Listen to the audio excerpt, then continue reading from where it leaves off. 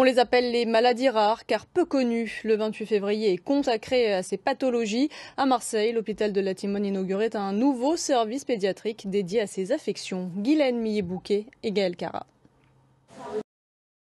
Un service refait de neuf. Depuis le mobilier à la déco, en passant par les peintures aux murs, les sols et les plafonds. Une association de familles de patients a littéralement changé l'aspect de cet hôpital de jour dédié aux enfants atteints de maladies rares du métabolisme. Le service n'avait plus vu ça depuis 42 ans. Avant, en fait, c'était tout gris et tout sale. On n'aimait pas du tout. Dès qu'on arrivait, on voulait de suite repartir.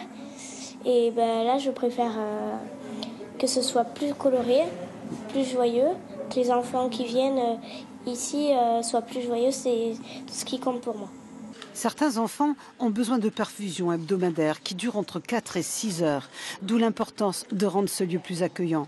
Près de 1200 jeunes atteints de maladies lysosomales passent par ce service chaque année. Il s'agit de maladies génétiques qui peuvent commencer plus ou moins tôt dans la vie, parfois dès la naissance, parfois plus tard, parfois à l'âge adulte, et qui sont caractérisées par des signes qui vont apparaître de façon très progressive, qui peuvent être des signes osseux, qui peuvent être des signes neurologiques. C'est très variable en fonction de la forme.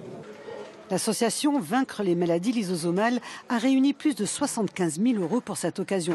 Mais elle aide aussi la recherche fondamentale. Oui, la recherche, elle avance. De toute façon, il faut qu'elle avance. Et puis nous, moi, pour parler plus précisément des maladies lysosomales, il y a 53 maladies lysosomales actuellement.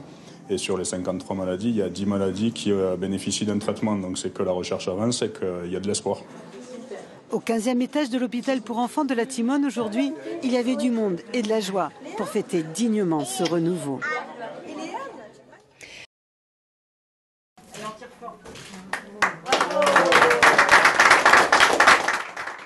Moi, je suis doublement concerné puisque je fais partie de l'association VML, puisque j'avais un enfant qui malheureusement est décédé il y a 10 ans d'une maladie lysosomale. Donc qui était atteint d'une maladie de Hunter, qui est décédé à l'âge de 14 ans. Et comme je travaille au Crédit Agricole et que le Crédit Agricole est une banque coopérative, et donc du coup j'ai mis en liaison le Crédit Agricole et sa fondation avec l'association VML qui a détecté ce projet sur le centre de référence à Marseille, à l'hôpital La Timone du 15e étage.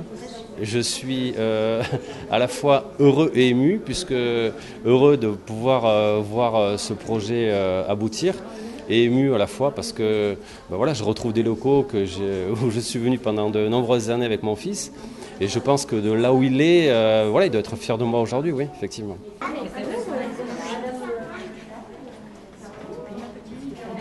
Quand on voit le résultat, de voir les enfants qui sont contents, qui ont le sourire quand ils viennent faire leur perf, ça fait plaisir. Ça change. Comparé à ce que c'était, c'est vrai qu'il n'y a pas photo. Là, c'est l'aboutissement d'un beau projet et grâce à la Fondation Crédit Agricole, entre autres, et aux donateurs, et aux mécènes et des donateurs particuliers anonymes. Ce service, avant qu'il y ait les travaux, il était tout sale. Du coup, aujourd'hui, il est beaucoup plus joli et on se sent plus heureuse avec ma sœur.